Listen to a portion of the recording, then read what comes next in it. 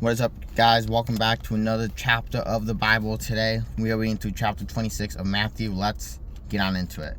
The plot against Jesus. When Jesus had finished saying all these things, he said to his disciples, "As you know, the Passover is 2 days away, and the Son of Man will be handed over to be crucified." Then the chief priests and the elders of the people assembled in the place of the high priest, whose name was Caiaphas, and they schemed to arrest Jesus secretly and kill him. "But not during the festival," they said, "or there may be a riot among the people." Jesus anointed at Bethany. While Jesus was in Bethany, in the home of Simon the leper, a woman came to him with an alabaster jar of very expensive perfume.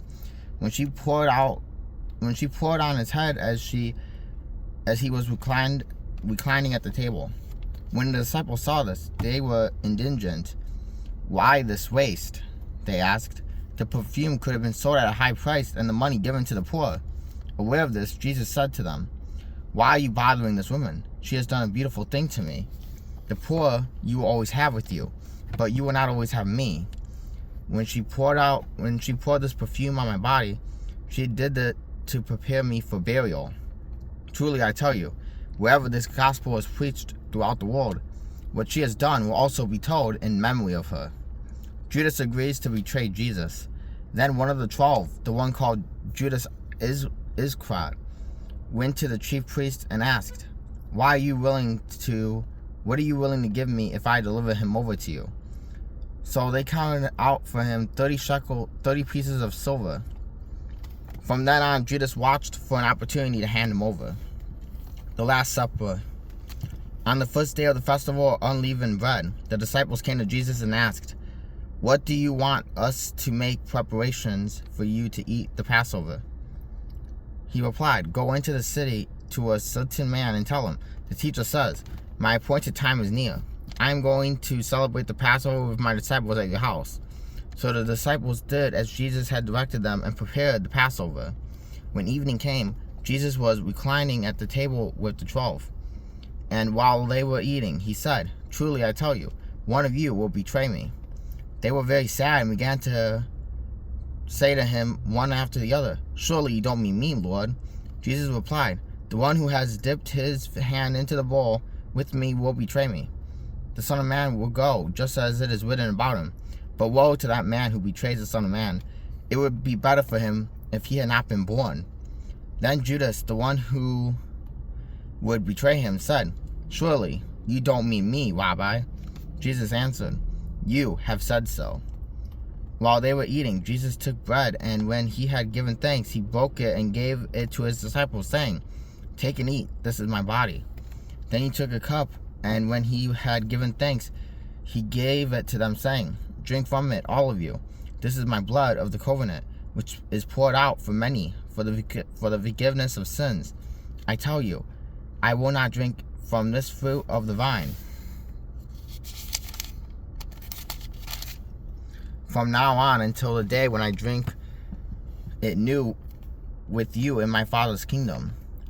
When they had sung of a hymn, they went out to the Mount of Olives. Jesus predicts Peter's denial. Then Jesus told them, "This very night you will all fall away on account of me, for it is written, I will strike the shepherd, and the sheep of the flock will be scattered. But after I have risen, I will go ahead of you into Galilee." Peter replied, "Even if I fall away on account of you, I never will." "Truly I tell you," Jesus answered, "this very night, before the rooster crows, you will disown me 3 times. But Peter declared, "Even if I have to die with you, I will never disown you." And all the other disciples said the same. Gethsemane. Then Jesus went to his disciples to a place called Gethsemane, and he said to them, "Sit here while I go over there and pray." He took Peter and the 2 sons of Zebedee along with him.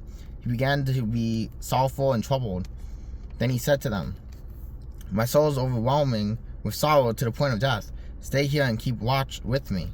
Going a little farther, he fell with his face to the ground and prayed, "My Father, if it is possible, may this cup be taken from me, yet not as I will, but as you will." Then he returned to his disciples and found them sleeping. "Couldn't you men keep watch for me for 1 hour?" he asked Peter. Watch and pray so that you do not fall into temptation. The spirit is willing, but the flesh is weak." He went away a second time and prayed, "My Father, if it is not possible for this cup to be taken away unless I drink it, may your will be done." When he came back, he found them sleeping because their eyes were heavy. So he left them and went away once more and prayed the third time, saying the same thing. Then he returned to the disciples and said to them, "Are you still sleeping and resting? Look, the hour has come, and the Son of Man is delivered into the hands of sinners. Rise, let us go. Here comes my betrayer." Jesus arrested. While he was still speaking, Judas, one of the 12, arrived. With him was a large crowd armed with swords and clubs, sent from the chief priests and the elders of the people. Now the betrayer had arranged a signal with them. "The one I kiss is the man. Arrest him."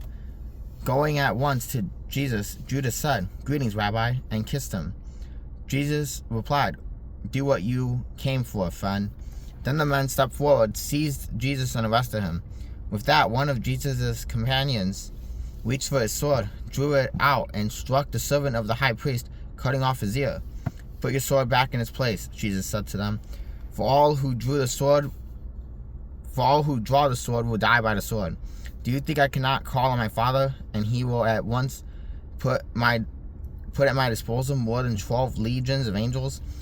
But how then would the scriptures be fulfilled that says it must happen in this way? In that hour, Jesus said to the crowd, "Am I leading a rebellion that you have come with me with swords and clubs to capture me? Every day I sat in the temple courts teaching, and you did not arrest me. But this has all taken place that the writings of the prophets might be fulfilled." Then all the disciples deserted him and fled. Jesus before the Sanhedrin. Those who had arrested Jesus took him to Caiaphas, the high priest, where the teachers of the law and the elders had assembled. But Peter followed him at a distance, right up to the courtyard of the high priest.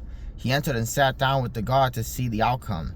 The chief priest and the whole Sanhedrin were looking for false evidence against Jesus so they could put him to death. But they did not find any, though. Many false witnesses came forward. Finally, 2 came forward and declared, "This fellow said, I am able to destroy the temple of God and rebuild it in 3 days." Then the high priest stood up and said to Jesus, "Are you not going to answer? What is this testimony that these men are bringing against you?" But Jesus remained silent. The high priest said to him, "I charge you under oath by the living God. Tell us if you are the Messiah, the Son of God." "You have said so," Jesus replied. "But I say to all of you, from now on you will see the Son of Man sitting at the right hand of the Mighty One and coming on the clouds of heaven." Then the high priest tore his clothes and said, "He has spoken blasphemy. Why do we need any more witnesses? Look, now you have heard the blasphemy. What do you think?" "He is worthy of death," they answered. Then they spit in the face and struck him with the fist. Others slapped him and said, "Prophesy to us, Messiah. Who hit you?" Peter disowned Jesus. Now Peter was sitting out in the courtyard, and a servant girl came to him. "You also were with Jesus of Galilee," she said. But he denied it before them all. "I don't know what you're talking about," he said. Then he went out to the gateway where another servant girl saw him and said to the people there, "This fellow was with Jesus of Nazareth." He denied it again with an oath, "I don't know the man." After a little while, those standing there went up to Peter and said, "Surely you are one of them. Your accent gives you away." Then he began to call down curses, and he swore to them, "I don't know the man." Immediately a rooster crowed. Then Peter remembered the word Jesus had spoken, "Before the rooster crows, you will disown me 3 times." And he went outside and wept bitterly. Alright guys, that is it for chapter 26 of Matthew. I'll see you guys tomorrow for chapter 27.